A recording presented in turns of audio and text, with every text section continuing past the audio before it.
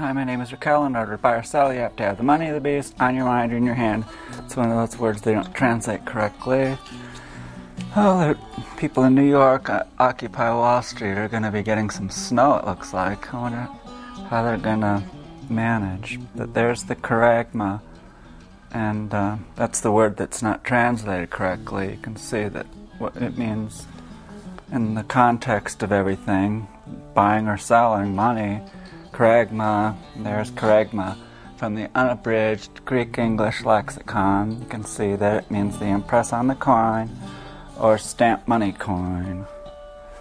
So these people on Wall Street that are opposing the plutocrats never really came up with any solutions to this problem. I think that the only real solution would be to eliminate money. We've got all these different problems. We've got global warming, 7 billion people on the earth, and then we have the water's going to rise from global warming and displace a lot of people along the cities, and along the coast I meant. And then what else do we have? This funny money thing where they're playing these games on Wall Street with milliseconds betting and having prior knowledge and insider trading and derivatives and phony mortgages and phony AAA ratings on some of these bonds that they were selling to school boards, and the whole country got looted. It's like a whole big casino. So the only real solution I can see is to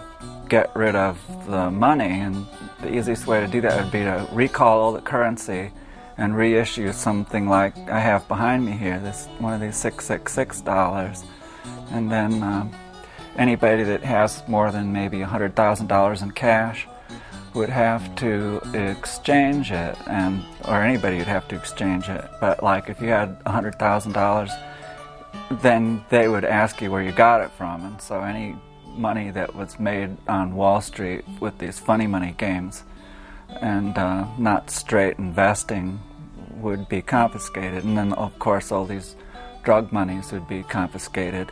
And so we'd get rid of a lot of bad money that way. But you've got to spread the word about eliminating money. There's many famous people that have believed in eliminating money, and I had this Gospel of Eliminating Money that I wrote, and I have this up on my website. A whole bunch of famous people who believed in eliminating money.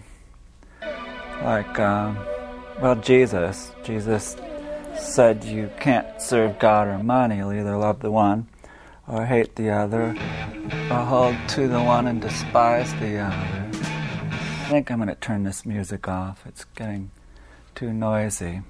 But the Pharisees who loved money, and that's a different word there, it's philarguron, which means fondness of silver.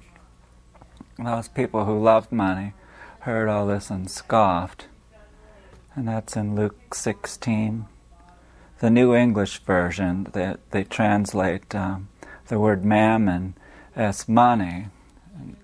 It's mammon is a Hebrew word. Today they use it in Israel. And mammon in Israel means like finance, high finance, a lot of money. I think they have a magazine called Mammon there. And it's like Fortune 500 or whatever, the Fortune magazine.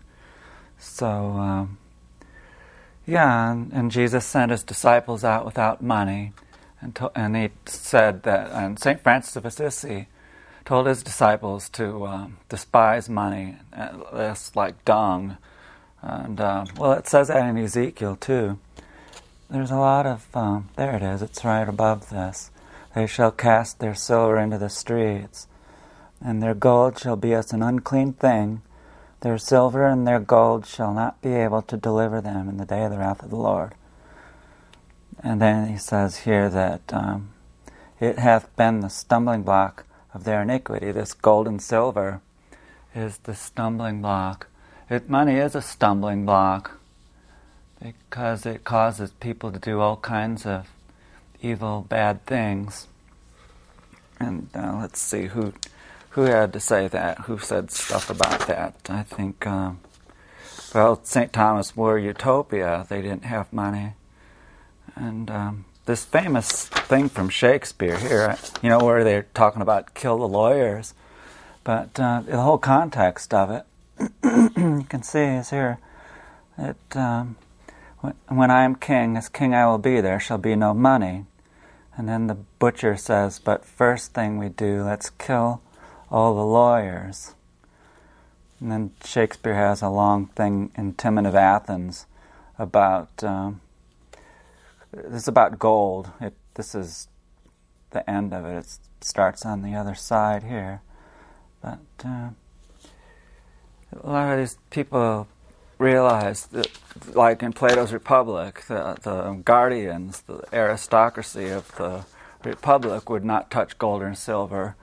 And then, what else? Oh yeah, Plato considered democracy as one level above tyranny. It's like these people on Wall Street, they think that like everything will be wonderful if they just got rid of this corporate personhood, and then they could not have influence on elections. But most of the people that have been elected in the past, since they killed Kennedy, since the CIA killed Kennedy, all the presidents, like Gerald Ford was on the Warren Commission, and he became president, and Nixon was in Dallas the day before Kennedy was killed, and allegedly because Nixon was the lawyer for Pepsi, and Pepsi had a big thing in Vietnam, I guess. They were trying to sell Pepsi in Vietnam, and that's kind of one of the funny things, like, if you go over to some of these places, like Thailand, they're selling Pepsi there, and it's kind of weird. And like, they have Kentucky Fried Chicken, and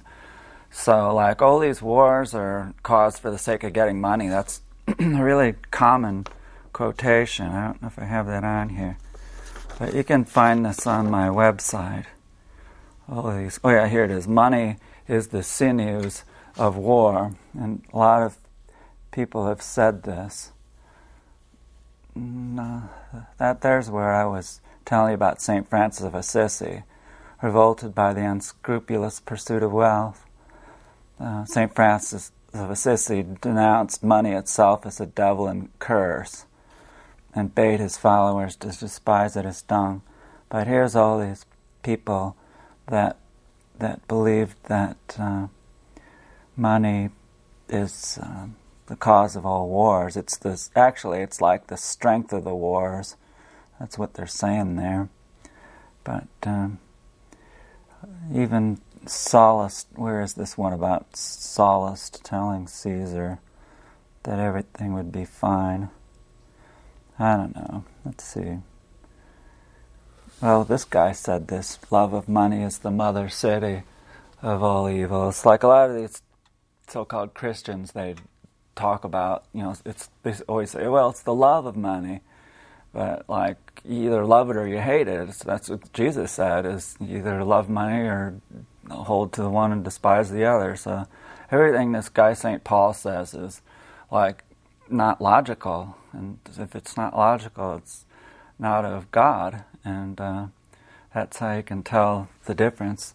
And that's another one of those words that they don't translate correctly. This guy, St. Paul, is like the Antichrist. This stuff about confessing with your mouth that Jesus Christ has risen from the dead is like crazy nonsense.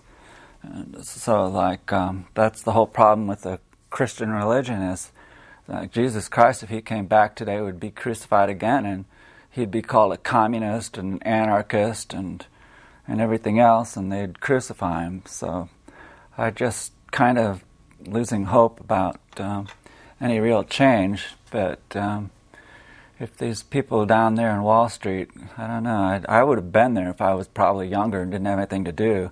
I used to travel around in a van and and I'd probably go there and check it out. But there's like so many problems in the world and these Occupy Wall Street people, they're not focusing on the real problems, like I was saying earlier, global warming and peak oil is where we're running out of oil. There's people that think that, there's so many also stupid conspiracy theories out there too. Like, some people believe that oil is constantly being created under the earth. You get on some of these forums and people will bring this up. It's called I don't know if it's propaganda. Maybe the CIA is doing this. They have a plan to infiltrate chat rooms, and I think they've done that pretty much on the Occupy Wall Street forum there. A lot of people bring up Ron Paul on there, and they say, it's like they've been brainwashed to think that the Fed is a private thing. And they love to say that it's no more federal than Federal Express. But the people that are on the board of the Fed are appointed by the Congress and the President, and they regulate. They just kind of fell asleep. It was the people that were running the Fed that was the problem. That idiot in there, Alan Greenspan, was like ultra-libertarian and follower of this Ayn Rand, who wrote this really big, fat book called Atlas Shrugged, and people are like culting. It's like a cult, and this guy Alan Greenspan really admired her. And she believed that leaving companies to themselves, they're always going to do the right thing.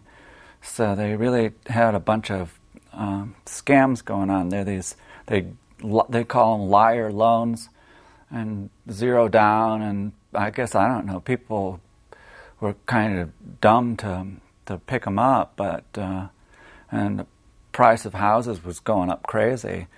It was a bubble, and I didn't see it coming. If I would have seen it coming, I could have would have been better off than I am today.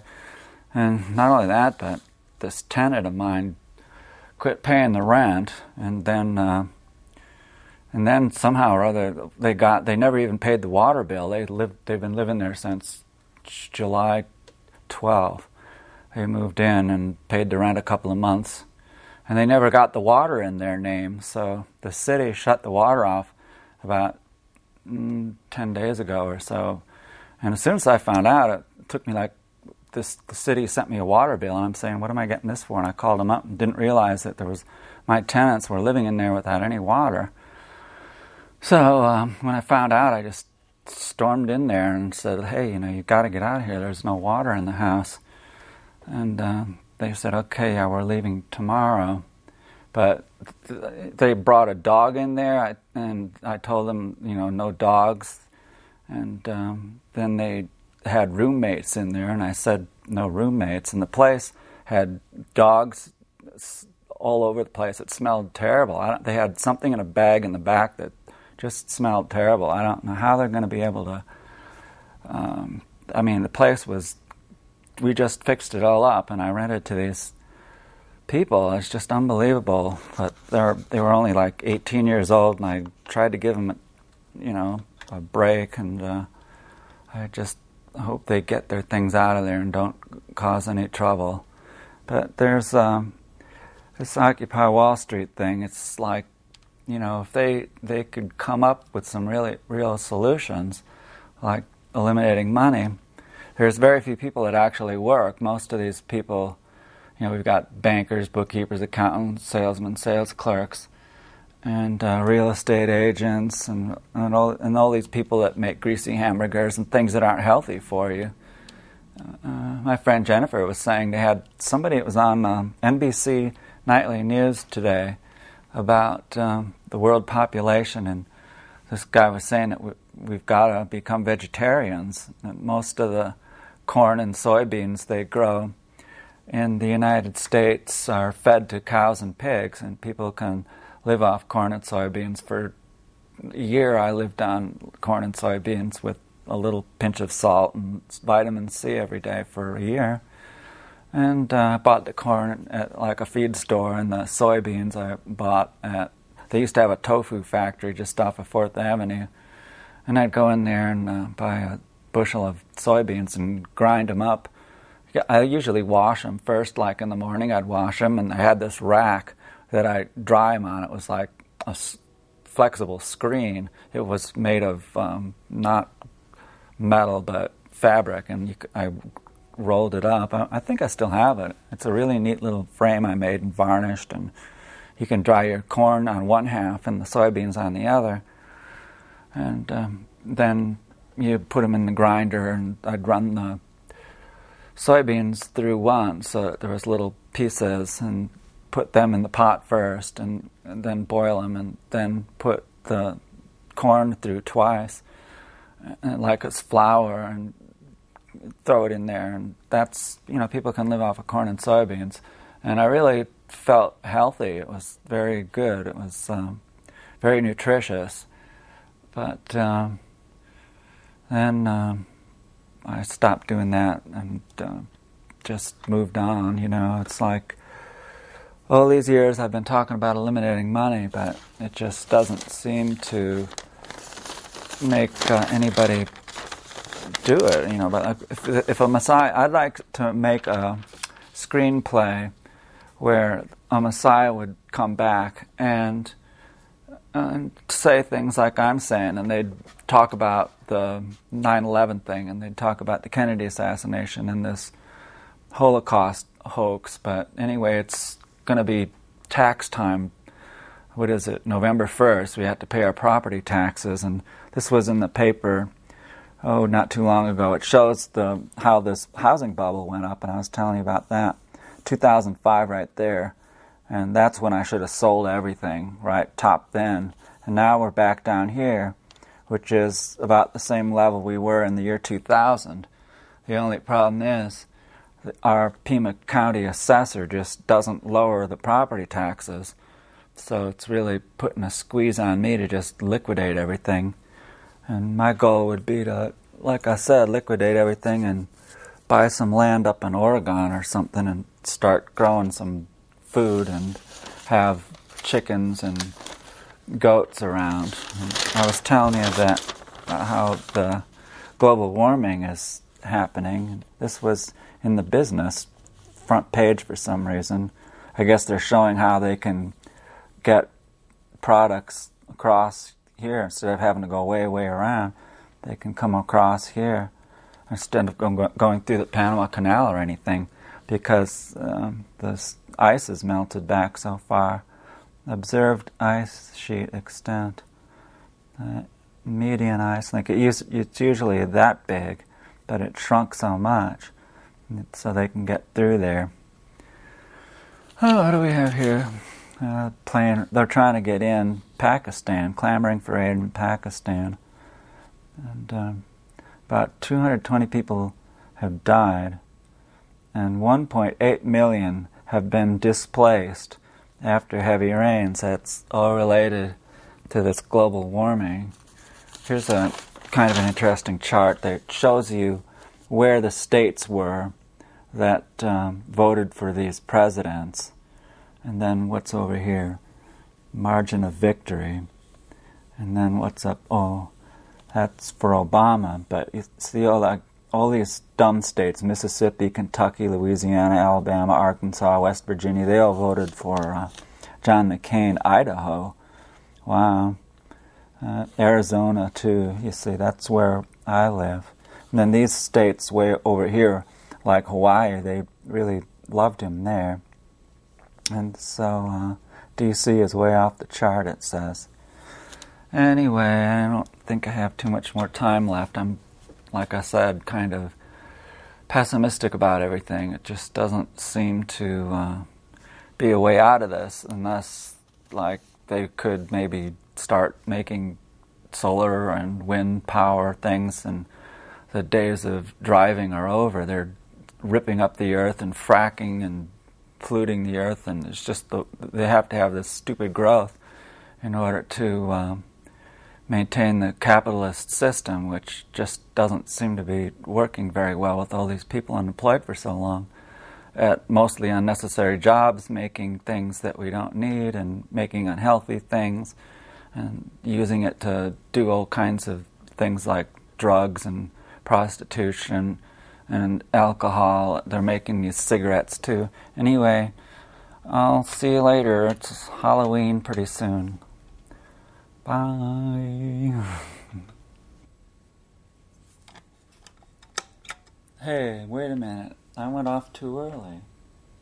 I screwed up again. Darn it. I wasted all this time because I didn't read this clock right. I'm starting to leave. What a trip, I tell you. It's been really kind of scary lately. It just doesn't seem to be the way it should have been. Like when my dad was born, there was like 2 billion people on the earth. Now there's 7 billion. This just happened recently, and I've always been telling you that this is the problem, and one of the major problems is this geometric world population growth that we have here. And there it is in 1946. There was 2 billion, and this is the way the United States looks. And here it was like shooting up here. There's 7 billion, and it wasn't too long ago that it was 6 billion. So that just happened recently. Here's one thing I haven't shown you. I finally found it. It's this quotation. Muammar Gaddafi believed in eliminating money, but they don't. No, that's another reason they wanted to get rid of him. I think that was terrible the way they killed him. And this is something I made. I can't remember how long ago, but I did it on a Macintosh, and it was like about the time that Reagan bombed Gaddafi. It was during, it would be in the 80s sometime. Yeah. Anyway, there's what Gaddafi says, and it's very similar to what this guy Friedrich Engels says in The Principles of Communism. These all kind of relate to each other. Karl Marx believed in eliminating money, and so did Nikolai Bukharin, who was a protege of Lenin. I got a quote by Krishna there from the Bhagavad Gita. The demonic person thinks, so much wealth do I have today, and I will gain more.